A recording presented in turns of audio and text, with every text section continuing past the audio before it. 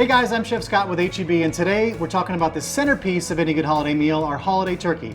So today we're going to talk about how to kick up the flavor by brining. Now there's two ways to brine. There's the wet brine, which in essence takes the turkey, soaks it in a saltwater solution for a period of time to soak in moisture and of course the salt and seasoning. We're going to do a dry brine. Now basically the dry brine works in essence the same way as a wet brine does, but we're going to leave a coating of our delicious seasoning over the bird for about 48 hours. So you want to make sure you plan ahead for this step.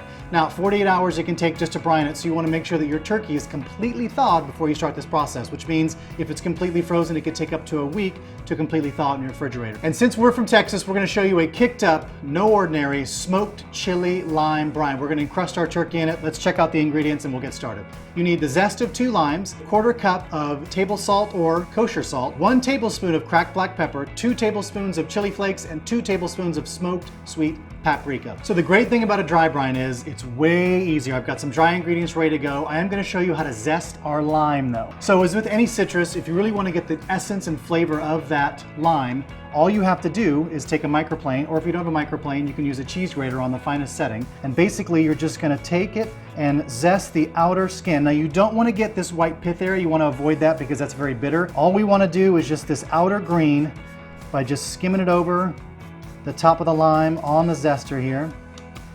Get enough, we'll do 2 of those, and that zest will go right into our dry mix here.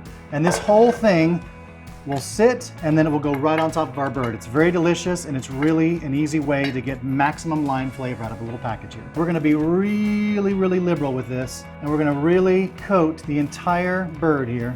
I told you it looks like a lot of seasoning, but when you realize how much you're going to use, so we're going to flip it up. And the most important part is you really want to get it inside the cavity of the turkey, because again, that salt solution is going to mix with the actual enzymes in the turkey. We're going to season the back, and this is going to sit for 48 hours, 24 to 48 hours. So you really are going to get a lot of that flavor just absorbed, and it is absolutely gorgeous when it cooks. That lime zest, really nice, fragrant.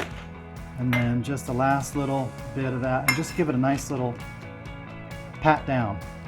Voila.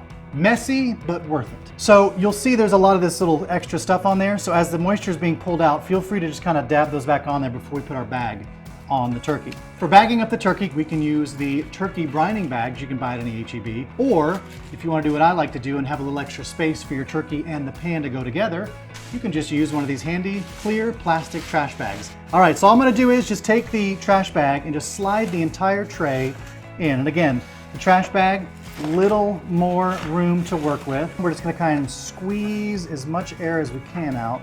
And we're just going to tie this in a knot, or if you have one of these handy little twist ties, you can just fasten that guy.